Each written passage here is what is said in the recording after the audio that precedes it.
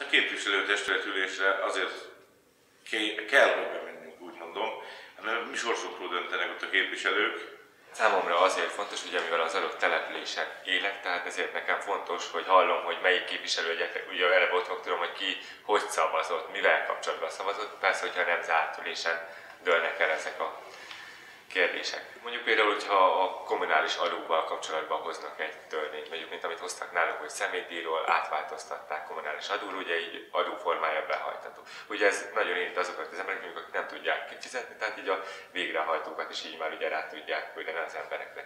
Ha szólni akarunk, előre be kell adni egy hónappal, hogy mi azt hozzá akarunk szólni. Van egy napirend, hogy melyik napirendi pontokban mit fognak tárgyalni. És ugye, hogyha olyan dolog van benne, mondjuk, ami engem érintene, például mondjuk, hogyha most az Ady Endre úton csinálják a csatornázást, Y úton, és ha én akarnák hozzászólni, hogy ezt eleve írásba kellene kezdeményeznem, és ők ugye erre megadják nekem az engedélyt, mert ugye itt csak magamtól, hogyha elmegyek egy testületülésre, az nem úgy van, hogy magamtól közben szólhatok, tehát hogy a írásban kell kérni engedélyt, hogy ehhez a ponthoz szeretnék majd ugye hozzászólni, vagy éppen javaslattal élni. Aláírást gyűjtök a buszjárattal kapcsolatban, ugye mivel délutánosok vagyunk sokan, ugye 2 műszakban járunk, és van délutános műszak is, és így a busz, ami jön Kazincbarckára, az csak a lakótelep, Sajóbában lakótelepig közlekedik, de ugye mi Sajóbában Ófaluban lakunk, tehát majdnem a falu végén, és ugye mi így a lakótelep és a falu között gyalogolunk, ami 2,2 km, és ezért gyűjtöttem aláírást, hogy ez a busz ne csak eddig közlekedjen, hanem közlekedjen az Ófaluig is.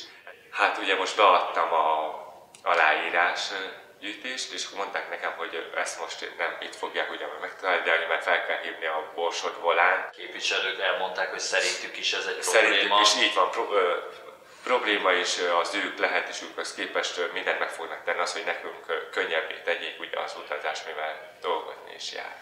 De már most volt ilyen, volt rá példa. Például jövő héten a pénzbüntetés és a redolgozásból például meg fogom kapni mint a testület hozott határozatot, hogy mondjam, hogy 9-en voltak még akkor, megszavazta mindegy egyöntetőleg, hogy nem lehet ledolgozni nálunk a pénzbüntetést. Most ezt én kikértem, elsőnek adatigénylő lapot írtam, kikértem, arra nem kaptam választ 2 hónapja, és bementem a jegyzőhöz, mondtam nekem magamét, fel fogom jelenteni.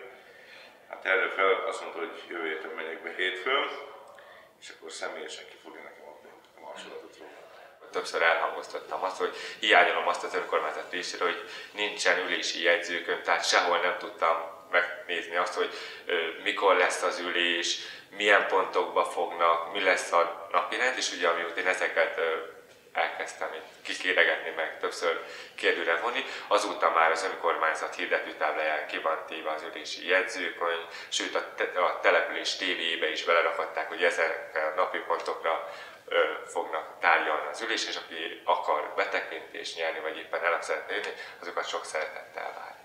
Hát azt csak a halom farkasokból véletlenszerűen tudhassuk meg csak. Én már nem véletlenül, mert tudom, mert meg szoktam kérdezni. Minden hónapban úgy utolsó hetében szokott lenni, legtöbbször szerdai nap, 1 hónap egyszer jön össze a képviselőtestület ott nálunk. Nem voltunk tisztában vele. Nem tudtuk melyik nap van. Azóta tudom, mióta benne vagyok ebbe a dologba, én is.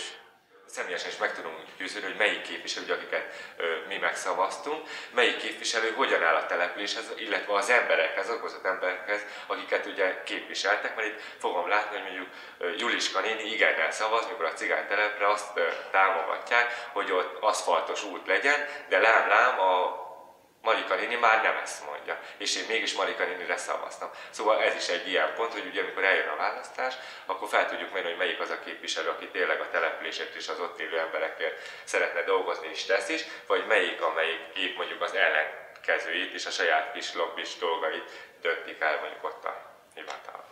Amikor mentültem, akkor pont a szociális bérlakások voltak szó. Hát a cigánytelepen ott nálunk, ott vannak ilyen bérlakások, vannak olyanok, nem fizetik a lakbért. A legtöbbje azt akarta, hogy költöztessék ki egyből őket. Volt 1-2, aki azt mondta, hogy nem lehet kiköltözni, mert jön a tél, meg minden, és ne költöztek, és így nem költöztették ki őket. És gondolod, hogy amiatt, hogy bennültél, kicsit máshogy beszéltek, vagy máshogy érveltek, vagy pedig nem Sokkal szabadhatod? másképp érveltek. Nem csak én, meg jött egy barátom is velem, beültünk oda, és mindig minket figyeltek, mikor szavaztak is a dolgokról, néztek ránk, hogy ott vagyunk. Hogy figyelték a dolgot. Úgyhogy ez egyszerűen, ahogy én észrevettem, ez, hogy mondjam, sokkolja őket, ha oda egy cigány beül. Hát az igazság, hogy egyetlen roma vagyok, aki bámondva elmegy a testületi ülésekre, ugye vannak ott persze rajtam kívül nem romák is, meg ilyenkor ott ülnek az intézmény vezetők, vagy akik kiestek képviselők, de viszont külsős tagok lettek, meg ugye ők is ott ülnek, vagy ugye a GAMESZ vezető, óvodavezetők, ezekkel szoktam ott részt venni. Csak hát ez nem voltunk erről felül, milyen jogaink van nekünk. Nem tudtunk mi az, hogy mit szabad nekünk, meg mit nem. Mi azt hittük, hogy ezt tilos bemenni. Hát már most gondold el, megy a cigány a hivatalba föl, megyünk fel mi cigányok, és két biztonsági őr ott áll az ajtóba, megkérdezi, hogy hova mész, nincs így félfogadás. És legtöbbünk az visszafordul akkor. Igen, lelkesednek, hogy kipróbálják. Volt, aki el is ment, volt, aki tervezi, hogy elmegy, aztán nem megy, de még mindig tervezi, hogy elmegy. És vannak, akik nem is akarnak elmenni, mert úgy gondolják, hogy ők mindig egy másodvonal lesz, hiába megy ő akár.